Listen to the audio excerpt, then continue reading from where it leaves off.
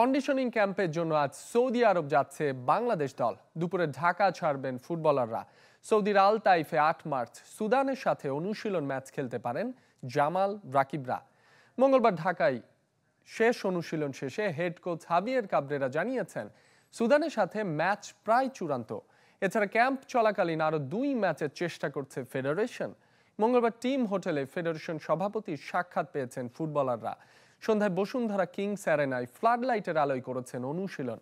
১০ March Saudi আরবে দলের সাথে যোগ দেওয়ার কথা ইতালি প্রবাসী ফাহমিদুল ইসলামের। আর দল ফিরলে ঢাকা ফিরলে যোগ দেবেন হামজা চৌধুরী। ১৭ মার্চ ফিরবেন জামাল তোপুরা। প্রায় একই সময়ে সিলেট বিমানবন্দর হয়ে হবিগঞ্জের পিতৃভূমিতে যাবেন হামজা। পরবর্তীতে ঢাকায় যোগ দেবেন দলের সাথে।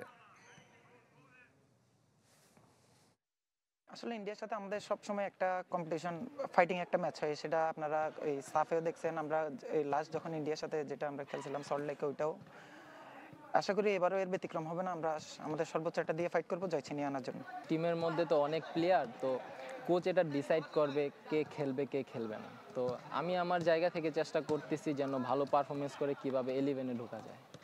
We will play probably on the 8th, most probably on the 8th against Sudan. আমাদের একটি অনুশীলন ম্যাচ প্রায় চূড়ান্ত।